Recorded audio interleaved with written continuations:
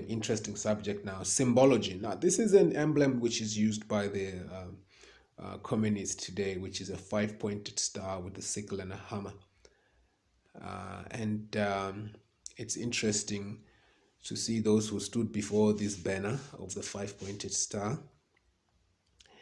And let's ask Manly Palmer Hall in his the secret teaching of all ages what the 5-pointed star means, because I do believe that symbols are employed for a reason, and as symbols employed in higher organizations have even more deeper meaning than we anticipate. So according to Manly Palmer Hall, who was a 33rd degree Freemason, so this is someone who was initiated into Satanism, into the deepest depth of Satanism, to put it simply. The morning star is used as a synonym for Lucifer, Manly Palmer Hall comments. The pentagram is used extensively in black magic. It signifies the fall of the morning star. Okay, that's what Manly Palmer Hall says. That's what the 5-pointed star is used for. But the idea is not that everywhere where we see it, we say then it's a significant, it's a representation of Lucifer. But it's just that here, in this case, I believe it's employed for that reason. And you will notice that the 5-pointed star is virtually in most flags. Also, let's read some more. The 5-pointed star, known as a pentagram, is probably the most blatant occult symbol in use today. Witches Janet and Stuart Ferrer explained the 5-pointed star is one of the main symbols of witchcraft and occultism in general. So that's Hidden Secrets of the Eastern Star, page 82. Former witch, Mason, Mormon, and Satanist Bill Schnublin emphasized that to the magician, the invented pentagram has one use only, and that is to call up the powers of Satan and bring the kingdom of the devil into manifestation. It's not me, it's what the witches, the former witches, and the witches are saying about the 5-pointed star. How did we get into this? Through Marxism. We've indicated that spiritualism was brought through the Fox sisters, and that the same powers which operated behind the Fox sisters in the same years, they inspired Marx to bring about that catastrophic philosophy. And in order to see that it is really catastrophic and to investigate its origins, we've looked at its symbology. And that's why we are here now, where we are discussing symbols of what they mean. Now, this is from the brochure which is given to the Continental Association of Satan's Hope. There are such organizations, you'll be surprised. You will find the satanic pentagram invaluable and indispensable as you attempt to draw from the infernal power of our Lord Satan. This extremely powerful amulet is the sign of the microcosm and is the summation of all the occult forces. In other words, there is no amulet or talisman more powerful or even close as powerful as the satanic pentagram. Well,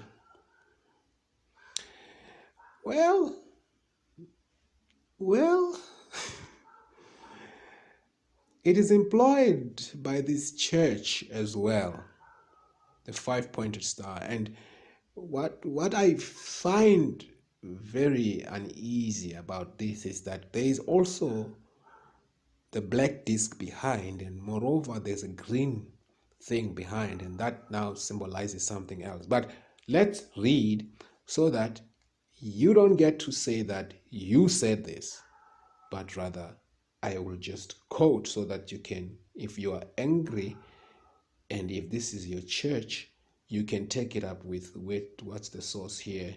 The source is Wikipedia here. So everything I'm reading on the screen now is from Wikipedia, and I'm going to read from here forward, and you will see the symbols and what I'm reading, and you will have their own interpretation. So in 1913, Lekanyane converts to Zionism. In 1920, he joined Zion Apostolic Faith Mission in Basutoland. After some time, he returned to Transvaal as the regional leader for Zion.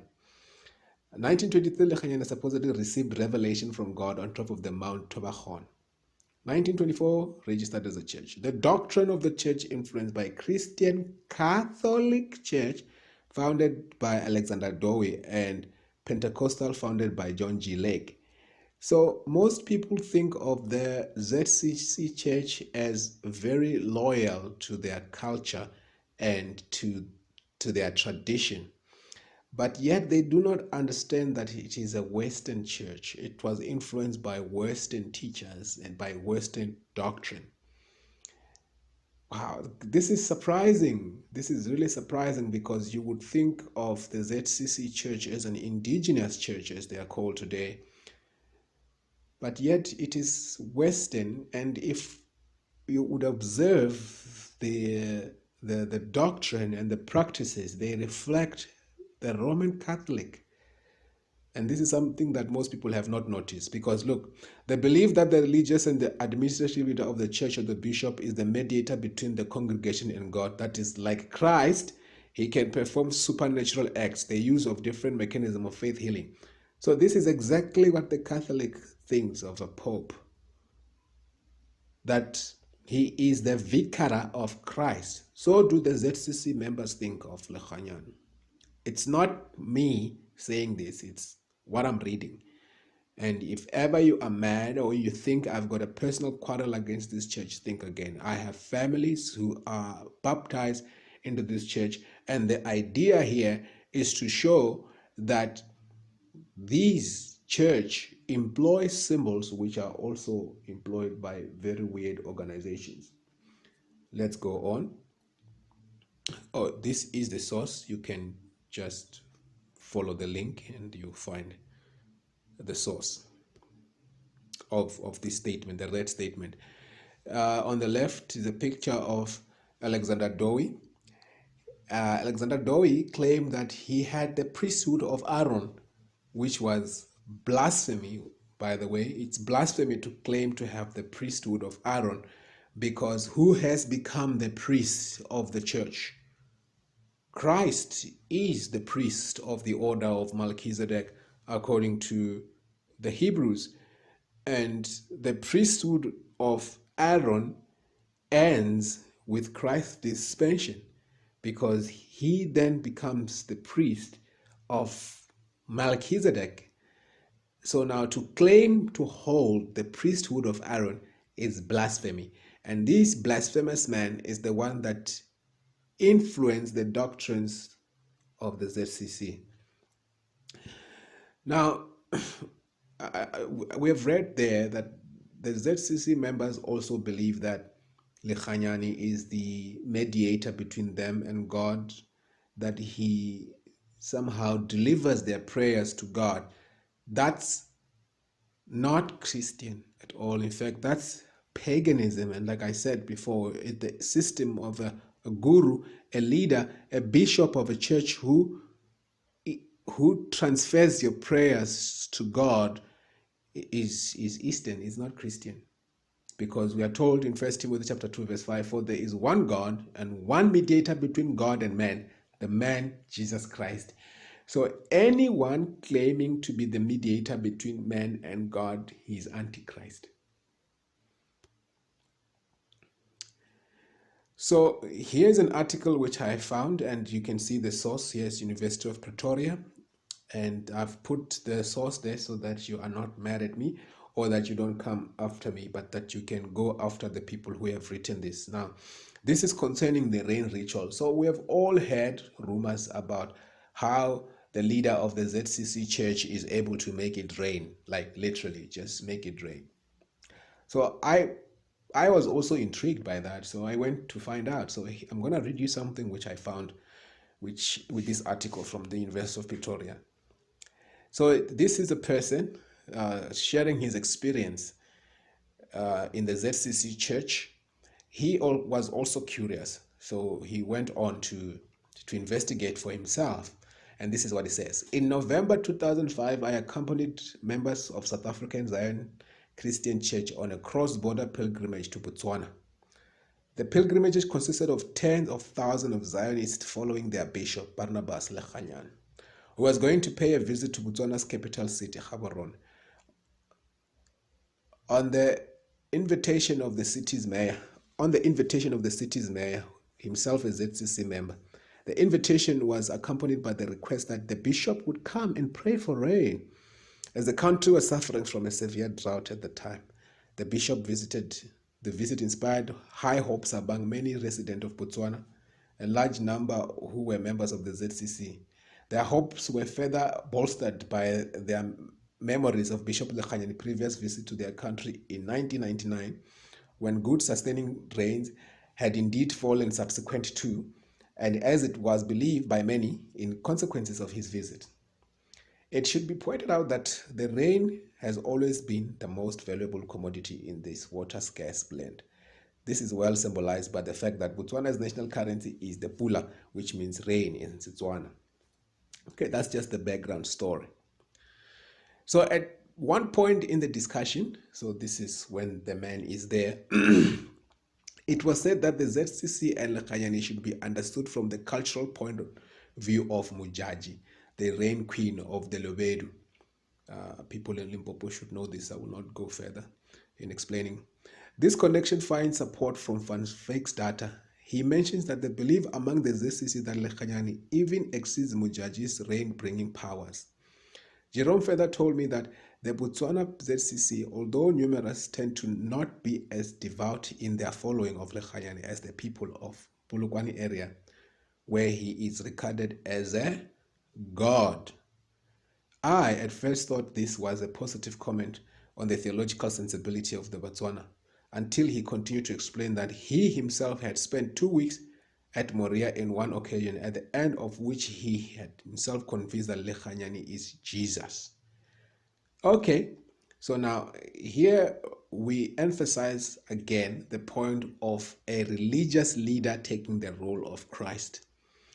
And here we see that his powers to bringing rain are also compared to the powers of a pagan woman who was known in Limpopo as Queen Mujaji, who would also make it rain. So now, can he make it rain?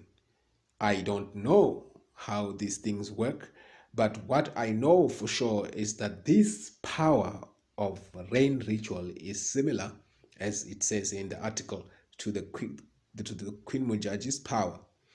And also in my family, we had someone who also claimed to do likewise to bring rain. So this is just to show how much a religious leader can assume power such that even the followers can think that he is God. So it says in this article.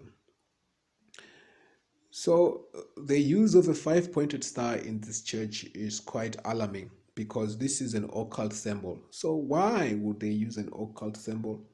And why is their emblem also similar to the Egyptian symbology? Because look, this is something which was found in the ancient temple of Baal. So this would be the female deity represented by the sickle moon, and the star would represent the male deity. In Egypt, you had the same thing. You had the eye of Horus, you had the sickle moon, which is Isis, and then you had the plunging of the sun inside the moon, which would be Set. So you have 3 deities here. And similarly, you see the same thing here. You've got the 5-pointed star, which is the symbol of the sun, because the sun is a star. And behind the sun, you have the black disk, which is a symbol of the moon. And then behind the moon, you've got this green thing, which is a symbol of the god of vegetation. So in this church, we are seeing a revival of an ancient pagan worship under Christian terms. This is ancient pagan Egyptian religion under the guise of Christianity. And we see this because the symbols are so similar that it boggles the mind. So we have an Egyptian Trinity, and we have members of this organization walking around with this Egyptian Trinity on their chest. In fact, their walking around with a pentagram is not new. Pythagoras, who was a Greek mathematician, after visiting Egypt and collecting all the Egyptian mysteries, formulated his own cult and told his members, or forced his members, that they should walk around with a 5-pointed star on their chest, which is something that we see today. So this is not Christianity. This is ancient paganism under Christian terminologies, and the members know very well that the Bible is not the doctrine upon which this church is moved, because there is a lot of practices which are just pagan. Isn't it interesting that the Baal Hadad of the Muslim is also, or of the Islamic religion, is also similar to the ancient Egyptian emblem rather. So the ZCC and the Muslims should worship in the same temple, because these are all ancient pagan religions using the same symbols but using different labels. Because this Baal Hadad, this Baal Hadad and this Baal Hadad are just the same thing. You've got the sickle moon and the star, which is a symbol of the male and the female pagan deities. So in Egypt, they worshipped the cow as well. There was an adoration of the cow. Isn't it interesting that the leader of the ZCC Church is called Homu, which can also be interpreted as cow? In India, the cow is worshipped. It's worshipped and even its urine drank, because it's considered to be holy. Why, you may wonder, would they consider the cow to be holy? It's surprising. Now, the Baal Hadad, or the sickle moon with the sun or with the star, it has been used in ancient pagan religions. As you can see, that the Assyrian also employed it, and the Hittites also employed it. So this was a symbol, or is a symbol, of the male and the female deity coming together. So it's a sex symbol in some sense, and it's also used in the United Nations today. A Baal Hadad. So you cannot have all this Satanism without the Roman Catholic Church blessing it, in quotes, because she claims to be the mother of all paganism. So when the Mass is given, the host is placed on this sickle moon tray where it completes the Baal Hadad. So here are some few pagan beliefs about the ZCC Church. The fact that they believe that Lekhanyan is the mediator between man and God, that's not Christian. The use of holy water, holy ash, and holy tea, that's pantheism, because you are claiming that the power of God is in those things. You can have water, you can drink tea, but do not associate any holiness to it. Symbolism. There are many symbols that are important with the ZCC. They have a holy mountain where one feels closer to heaven, pilgrimages, and the pilgrimages are a sign of paganism as well. Another symbol is water, a symbol of cleansing and purification. They also have trees, stones, candles. This is all Catholic. They also have holy city and earthly Zion, which would be Moriah, far from the real thing. ZCC clergy often wear robes that are white, purity, and blue, water, and green vegetation. All of these symbols group identity and wilderness of human life. Other robes color khaki. Okay, anyway, we shouldn't go further. But interesting enough, they also carry a bunch of sticks tied together by wool. This is a fasci. All power to one man.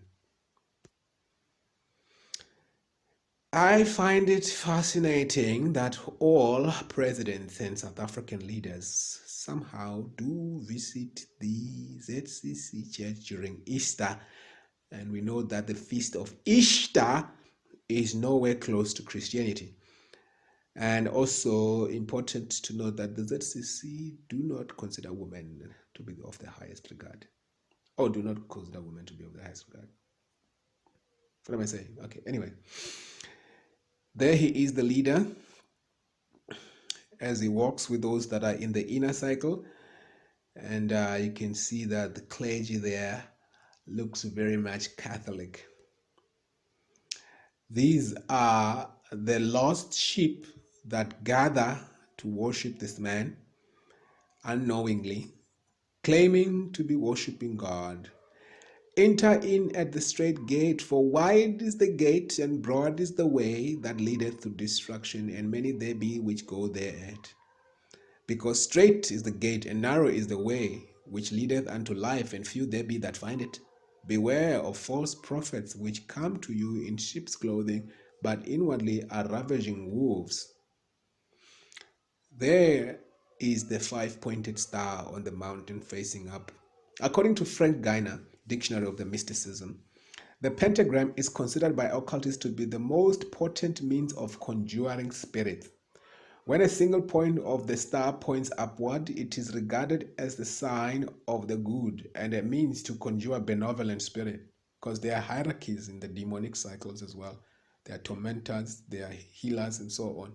When the single point points down and a pair of points are on top, it is a sign of the evil Satan, and it is used to conjure powers of evil.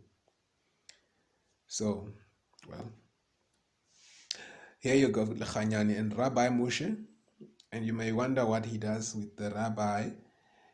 It's because there are few rabbis today who aren't Kabbalists, and Kabbalism is a mixture of the Torah, which is the Old Testament, and Babylonian Chaldean wisdom. As we proceed with symbology, how did we land here in analyzing the six-pointed star? It's because we are analyzing the five-pointed star, and we have seen that it's employed by the Zcc, and it's also employed by the communist organizations, and that it is a symbol of the falling star, which is a symbol of Lucifer, and that when it's facing up, it conjures a different group of demons, and that when it's facing down, it also conjures a different set of demons.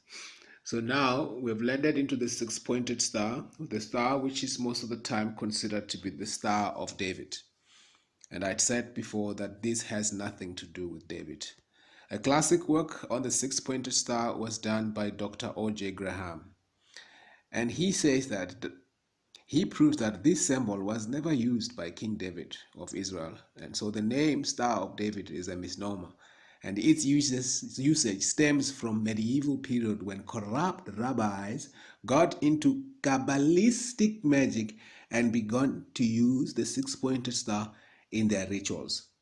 I had said that Kabbalism, I discussed Kabbalism in my previous lecture, that it is Jewish mysticism and that it is a mixture of the Torah and Chaldean wisdom, which is alchemy, magic, sorcery, and witchcraft. So the usage of the six-pointed star was used in corrupt cycles. It wasn't used by the rabbis who were seeking to find the will of Jehovah, but it was used by corrupt rabbis who were involved in Kabbalism. So the first mention of the star was in Amos chapter 5, verse 26, regarding the trek in Egypt to Canaan. Then in 922 BC, when Solomon married the daughter of Pharaoh and went into magic and witchcraft and built an altar to Ashtoreth and Moloch. 1 Kings chapter 11, verse 5. The book traces the six-pointed star from Egypt to Solomon to Arab magic and witchcraft and druid use. So it has nothing to do with David, and it has nothing to do with Jehovah. It is not of God. It is not of the Bible, but it is an evil talisman that is used in very corrupt cycles. In fact, Moloch was the god whom they offered their living children. Like they would burn their children in fire, offering to Moloch. And the Israelites, and in the ancient times, they would apostatize and worship these gods, where they would sacrifice their children.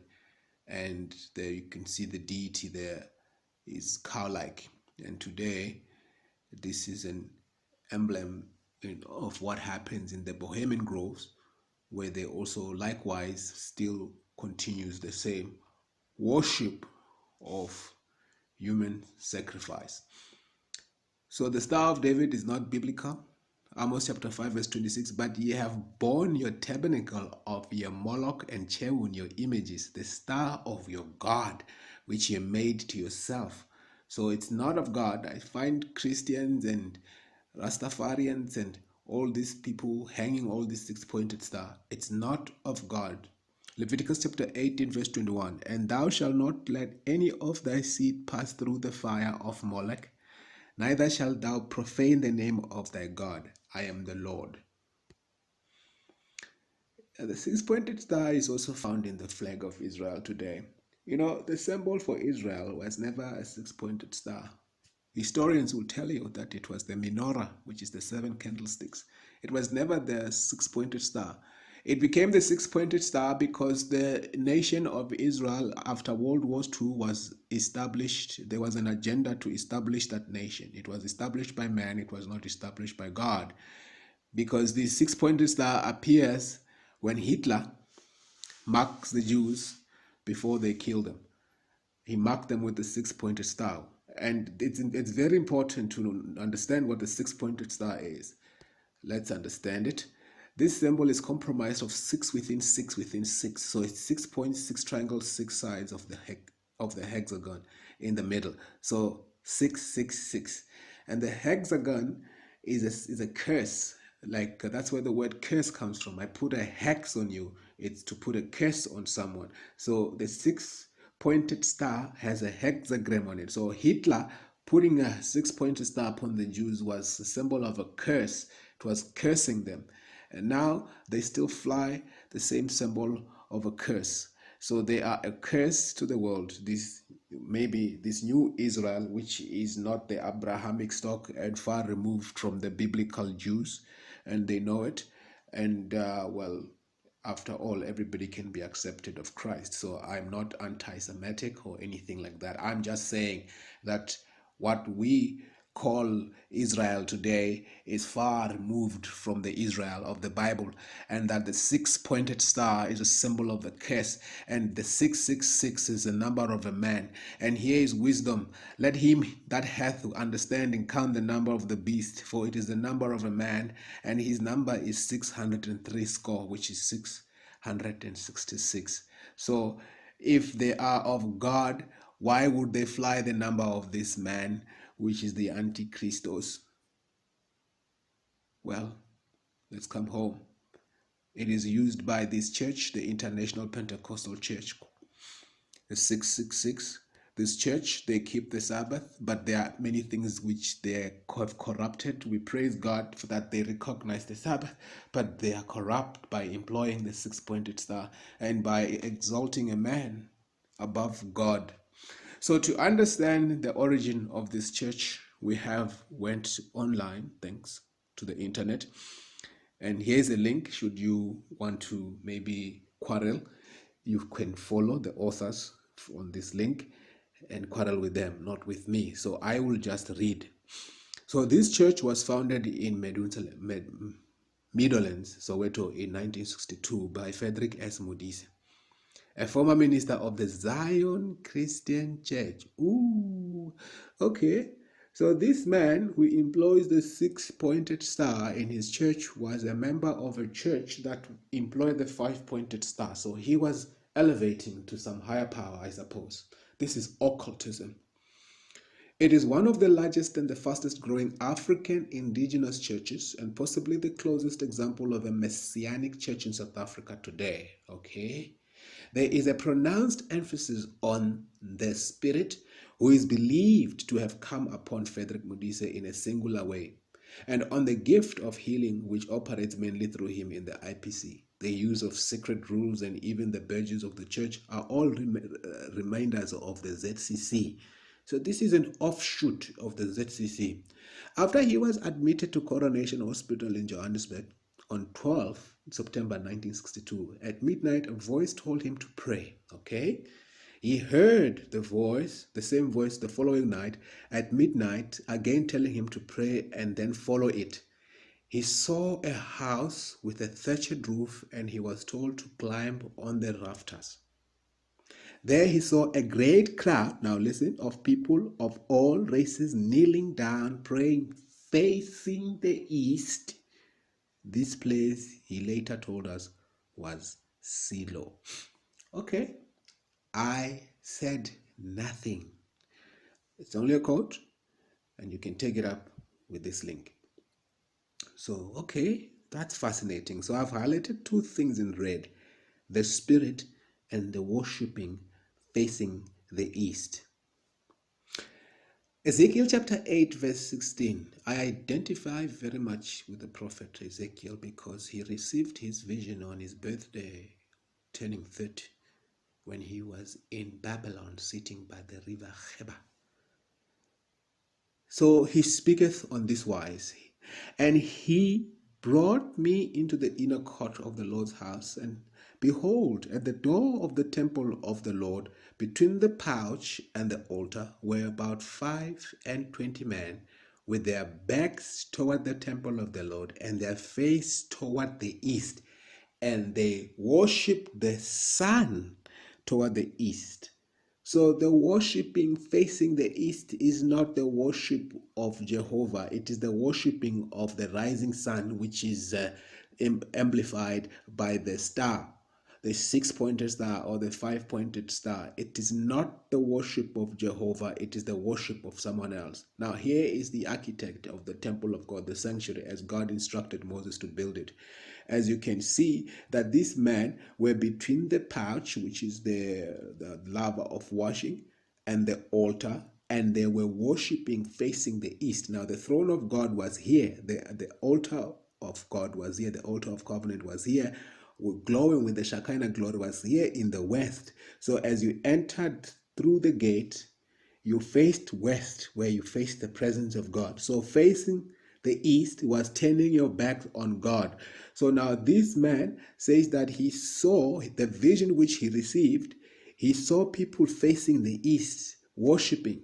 So now the Bible clearly says here, the worshiping facing the east is the worship of the sun. And we know that in paganism, the sun, which is the sun, the rising sun, is deified. So what does that tell us? Oops, look, they fly the hexagram, which is a curse. Well, I don't know why I wanted to discuss this with you, but this is the sleep cycle. I have discussed it briefly in my previous lecture. This is my second lecture, by the way. So my first lecture is Realm of the Dead, where I explained that death is sleep. And I gave a brief on the sleep cycle because I wanted to show that death and sleep are almost equivalent. Now here, I don't know if it is necessary that I should discuss with you.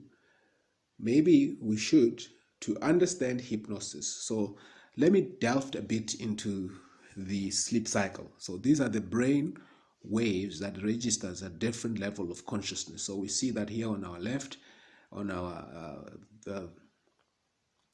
what do we call, on our y-axis, we have the level of consciousness. And what happens is that when you fall asleep, 12 to 15 minutes after you fall asleep, you get into a level of theta. This is when your brain waves registers at level theta, your senses are withdrawn from the external world, and then you experience rapid eye movement. That's REM. That's rapid eye movement. And rapid eye movement tells us that there is a world within that's playing. So that's vivid imaginary, intuition, hidden fears, troubled history, nightmare. This is the stage where you feel like you're falling when you're about to sleep, and you wake up, or you are aware that you are dreaming. And that's why there's REM there, because when your eyeballs are moving, when your eyes are closed, there's an indication that there's a world playing within. And this is where you either replay things of the day, things which are important, and the priority at which these things are played in your brain, because there's a lot in your mind, is emotion. So your world is rearranged in the night, and the priority at which it is arranged is the things which really pricked your emotion the most. That's really deep. So 45 minutes into sleep, you get into a delta. Your brainwaves registered a delta, and then you can see the frequency there. And then you've got suspended external awareness. There's non-rapid eye movement. Here you don't dream. You are as though you are dead. So in my previous lecture, I had explained that this is the level at which you are not conscious. It's like you are dead. You're not aware of anything. So 90 minutes, you complete your sleep cycle, and then you come back into theta. And then you wake up, then you get into a level of alpha. That's you going to brush your teeth. You've got quietly flowing thought, resting state for the brain. You are still programmable at this stage, very programmable at this stage at alpha, which is why most people really, for them to remove themselves from alpha or to get over alpha, they must take coffee or dragons or whatever people take to get them activated during the day. Because most people really stay at this stage, working, sleep. You can brush your teeth, you can drive to work, you can go to work, whereas you're still in the stage alpha, and then you put music again. You just keep programming yourself, never able to get to waking consciousness where you are really awake, operating at cognitive task level, where you're able to solve problems and take decision and focus mental activity. So if you don't engage in cognitive task, then you dampen yourself down, because it's highly unlikely that chemically you will be able to be at waking consciousness without having to take some sort of a drug. And which is why people take drugs. It's because of they want to experience a higher level of consciousness and be above their emotional, what would you call, whatever. Anyway, so this is a higher level of consciousness is gamma. This is where the prophets operate. It's my fantasy, my wish to operate at this level of consciousness. Yeah, I believe that's where someone gets when they receive vision. Well, look at where the six-pointed star is employed. It seems like that sleep cycle was irrelevant, but anyways, it was information worth knowing. But maybe it will be useful when we discuss the hypnotic part, how people are hypnotized. When I say when you are hypnotized, you are on theta, then you know what I'm talking about. But here, look at this institution, which I've also discussed in my previous lecture, Theosophical Society, founded by Madame Blavatsky, who stayed with a demon. So this whole thing of people staying with snakes, it's not really new, because in the past they stayed with an actual being. Now demons stay in your house in the form of snakes and so on for money and power. It's been happening, and this is what they've taught. The devil is now called darkness by the church, whereas in the Bible he's called the Son of God. This is a twist. See what they do? They are twisting scripture. It's not called the Son of God.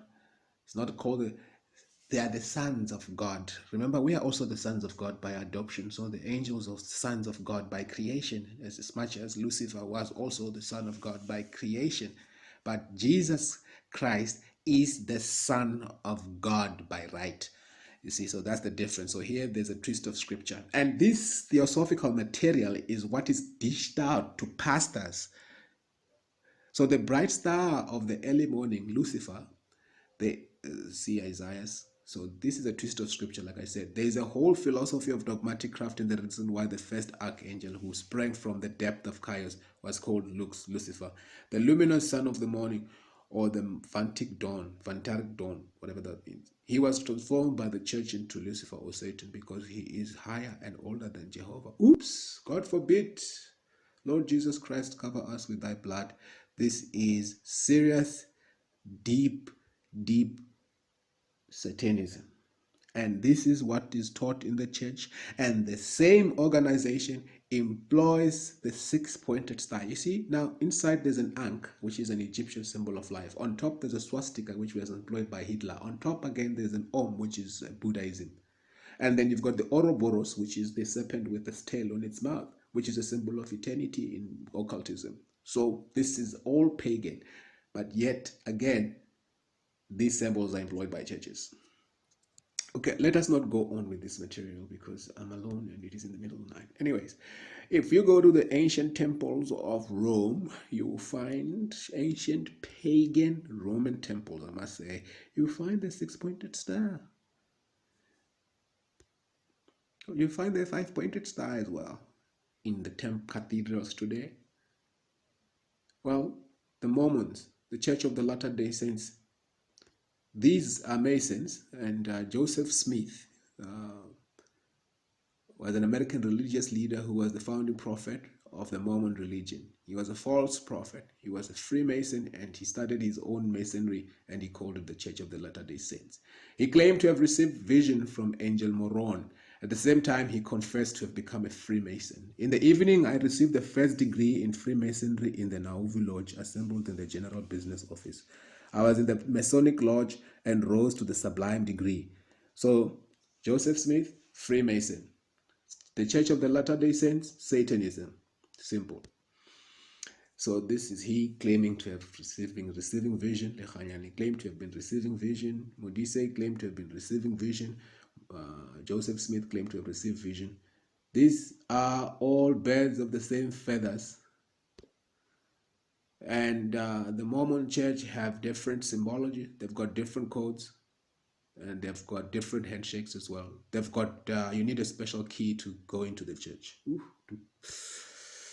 And then they employ the 5-pointed star facing down as well in their cathedrals. And this is definitely not the Church of God. There again, you've got the 6-pointed star, the all-seeing eye of Horus, a symbol of the sun, worshipping facing the east. Both Masonry and Mormonism refer to the Melchizedek priesthood. In Scottish Rite Masonry, the 19th degree is called the Grand Pontiff. It is during this ceremony that the candidate is anointed with oil. Ooh, they do this a lot in the churches. Is made and proclaimed a priest forever according to the order of Melchizedek. That is robbery. Hebrews chapter 5 verse 9 tells us, however, that Christ glorified not himself to be made a priest, but he was called of God a priest after the order of Melchizedek. But occultists, Mormons, and Masons glorify themselves on themselves and take on themselves the honor of the priesthood that was given to Christ alone. So we can also now assume that Dowie was also a Freemason, because he also claimed that he had the priesthood of Aaron, which is the same thing that the Masonry and the Mormons claim today, that they have the priesthood of the order of Melchizedek. Some of their dubious teaching is that they teach that Mormons teach that Adam was God, and that some sins are atoned by your own blood. Jesus was born in Jerusalem, Bethlehem. Christ was married to Mary, Martha, and others. So this is the whole thing where the orgies start and the so-called men of God occupying women like property. Adam fell that men might be and men are that they might have joy. So sin is joyful according to Mormons. They deny the atonement. So this is Satanism.